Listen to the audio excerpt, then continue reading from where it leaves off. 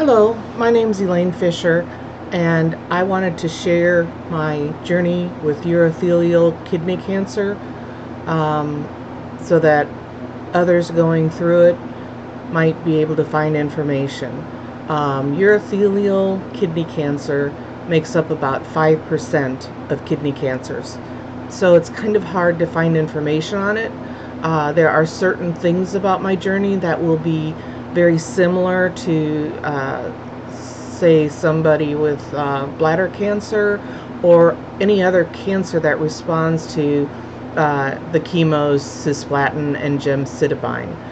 But I'm going to start from the very beginning. So let me start with when the first time that a signs of something being wrong happened. So in December or September of 2017, I got what appeared to be a bladder infection. There was blood in my urine. There were leukocytes and nitrates, all pointing to bladder infections. The first time I got treated for it was through a teledoc, and they gave me 3 days of antibiotics, which just didn't seem to be enough to knock it out. So I went to my primary care physician and saw the PA there, and he gave me a week's worth of antibiotics. That seemed to clear it up. Well, that was the first of many visits of what appeared to be a bladder infection. There might have been, I don't know, 6 or 7. There were times where I actually saw blood in my urine. I did at least, I know the very first one I did, and I did others also. And then at other times when I'd go back for a check to see if it was gone, there were still traces of blood in my urine. Now let me tell you, I was seeing the PA, and generally I really like PAs. But in this case, it was kind of a disfavor to myself, because what the PA did not realize was that blood in your urine is something that absolutely must be checked for cancer. Now, the first time when I also had the bacteria and the leukocytes, then it did make sense that that probably was a bladder infection.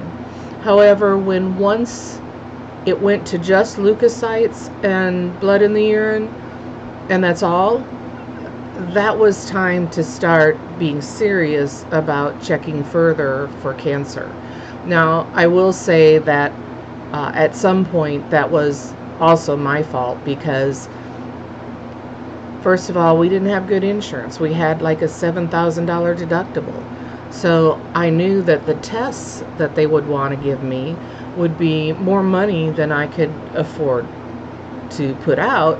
And I kept thinking that these antibiotics, they just weren't giving me a long enough cycle of antibiotics. If we just, maybe did it for 2 weeks, it would be done, because it would seem like almost at the end of the antibiotic cycle, like it was almost gone. But every time I went in for a checkup and he'd say, well, do you think it's gone? I would tell him, not entirely. And then there were times during this whole process where I'd have pain in my left side, stabbing pain that would keep me from going to sleep. Now, I'm not one really to complain a lot about pain. I know I can seem that way to some people, but honestly, every baby I had, the nurses didn't want to give me the epidural because I didn't look like I was in enough pain. Well, I'm just not that type. I don't like to complain about pain. I don't, I just go on with life. So anyway, I did ask the PA, I said, this feels almost like it could be a small kidney stones trying to pass. Could that be what the blood is? And the PA said no. Now, in hindsight, when I started researching it really deeply on the internet, this was a good sign that there was a blockage in my kidney, and the blockage was caused by cancer, that it does mimic kidney stones. And the PA was like, oh, no way, if you had kidney stones, you'd know it. You would know it. You would be in so much pain. So I was like, okay. And it turned out later that what happens with something like that is that some blood will clot and block, I guess, the ureters for a while. And that's when there was the extreme pain. And almost always after this extreme pain, I would see blood in my urine. So it was quite logical. In fact, one time I was trying to go to church still, but I was having quite a bit of pain. And it was so bad when I got to church. My husband was already there. I called him out and just bawled on his shoulder, just cried because I was in so much pain, and I went back home. And again, once the blood was in the urine, the pain went away, which was very logical. Now, I will also say that I did do research on the internet about blood in the urine, and it did say that you should have it checked for cancer, that generally it wasn't cancer. So, probably nothing to worry about, but you should get it checked. So I figured I fell into the it's not cancer, nothing to worry about category. And so therefore I didn't go any further. Well, finally, after we had done everything, I told the PI, I said, just one more trial of antibiotics, and I swear if that doesn't work, I will go in. The other thing, I can't remember if I said this or not, but leukocytes are often in your urine also when you have cancer. So the leukocytes in the blood, the leukocytes are there if you have a bladder infection. So it seemed like it was something to do with the bladder, just not bacteria. But we did finally had a culture done, and the culture came out that there was just normal stuff in my urine and not really any bad bacteria. So finally I said, I'll go to a urologist. So I went to the urologist, and he was absolutely adamant, like it said on the internet, blood in the urine. The way he puts it, he says it trumps everything. We have got to do a CT, and then after we do the CT, we'll do a cystoscope. So I went in, and it took a while to get the CT scheduled because they first were going to do it in a facility that wasn't covered by my insurance. And even though I knew that I'd have to pay the full amount, I thought I should at least have whatever I'm going to pay count towards my deductible in case this goes further. So I found a facility that accepted my insurance, and with the insurances, with their rates, it wasn't nearly as bad as I thought it was going to be. It was about $300 for the CT with contrast. So went in, did that, got the results back before my cystoscopy was scheduled, and the results showed a blockage in the kidney. And again, it said it could easily be from debris. They couldn't decide what it was. Now, generally, if you have renal cell carcinoma, the normal kidney carcinoma, a CT will identify that, and you don't have to go any further. It's just, it is that. So I read some more, and it said, if you got this, the only way to tell if you've got a blockage, and they're not sure what it is, because the CT did say further analysis was necessary to rule out melanoma. So, or carcinoma, I can't remember which they called it, but anyway, it turns out that the cystoscope would not tell us whether there was cancer in my kidney. The cystoscope tells you whether there's cancer in your bladder, because they just go up through your urethra into the bladder with a camera, and they look around and see if they see anything that resembles cancer. Large cancers of the bladder can be caught with CT, but most of the cancers of the bladder that are smaller are not caught on a CT, so that's why you do the cystoscope. So I knew that it was going to take a ureteroscopy to do with to check in the kidney to see if it was kidney cancer. So I called the doctor's office and I said, okay, I've got a cystoscope scheduled, but honestly, you know, he's going to have to do a ureteroscopy from what I'm reading. And if he does that, what he does is he goes in through the urethra, up through the bladder, through the ureters, up into the kidney. And if you're doing that, you just use that camera while you're in the bladder to check for bladder cancer and then go on up into the kidney. So I couldn't get through the doctor to talk to him and just say, hey, let's, you know, we know what needs to go on. Why do I need to pay for another office visit? And, you know, certainly you don't need to be setting up for a cystoscopy because I don't need one. Anyway, so we went in for the appointment for the cystoscopy to find out that, oh yeah, that's right. If we're going to have to do a ureteroscopy, then there's no need for a cystoscopy. So, of course, that was going to cost quite a bit more than a cystoscopy. Because in the case of a uteroscopy, they almost consider it surgery. They put you all the way under. It's not just a general anesthetic. You're completely under.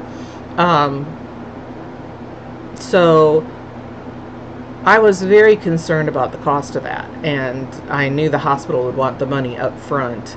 And so we, you know, didn't pay the car payment. We put aside a few bills. We gathered together as much money as we could and had a couple thousand. We hoped to be able to, that would be enough. I read on the internet that generally the procedure costs $3,000 to $4,000. Well, turns out the procedure costs $18,000 and mine cost even more.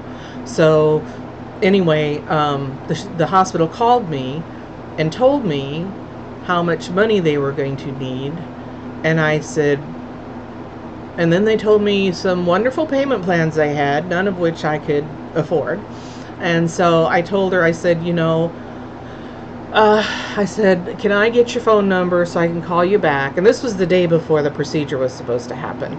I said, I need to talk to my husband. I'm not sure that we can do this. And the hospital gave me one final option, and they said, what is your annual income? And we'll see if you qualify for our financial aid. And I told her what it was, and she said, your hospital bill your deductible would be covered 100%. So that meant I could go in and receive the uteroscopy. So I'll describe that, the uteroscopy, and then I will go on to the next step on the next video. So anyway, I went in and I had, as always, read up on a uteroscopy, and they said, you know, afterwards there might be some slight abdominal discomfort, but it wasn't bad. Well, the doctor told my husband after he had done the uteroscopy, he went out and told him that it appeared to be cancer. The doctor talked to the surgeon, who agreed. And then the doctor told my husband that what he had to do for me was brutal, because my ureter was inflamed and he had to sort of push the camera through. Well, he was right. I was in severe pain that caused nausea. In retrospect, I think it might have been how my kidneys were functioning that caused the nausea. But 2 weeks after the uteroscopy, I was still in extreme pain and having nausea, and it was just, I lost 15 pounds in those 2 weeks. It was horrendous. And I'm just not, I don't think about things like, I probably should have called the doctor and asked for some kind of anti-nausea meds, but it just didn't cross my mind. I thought that would end. It wasn't supposed to be like this. But when I went to see the surgeon, because we had an appointment with the surgeon to talk about the surgery, I was still so nauseous I could hardly even discuss the surgery with him. And I think that was around the time I got the anti-nausea meds. So on the next video, we'll talk about the meeting with the surgeon and the surgery itself, the results, and what the surgeon told me. Thank you so much for watching this video. I hope it helps somebody out there who might be wondering about this whole thing. Oh, and also about the uteroscopy, I thought my doctor was going to do a biopsy while he was up there, but he did not. He did a wash, and it came back as atypical cells. So to me, atypical, again, read, it may or may not be cancer. So here, they were going to go, take my kidney out. And we still didn't know for 100% that it was cancer. But I was told that I definitely had to have the kidney out. So that was real interesting. I thought while he was up there, he could have at least done a biopsy and we could have had a for sure. But the for sure was visual. And like I said, both the doctor and the surgeon felt that it was definitely kidney cancer. So goodbye until the next video. Thank you so much for watching, and leave any questions you might have in the comments. As always, be kind with any comments to both me and to anybody else that you're watching and leaving comments to. I definitely am not doing this for money, so I'm just hoping that I can help somebody out there. Thank you, and have a blessed evening, or day, or morning, whenever you happen to watch this. Bye-bye.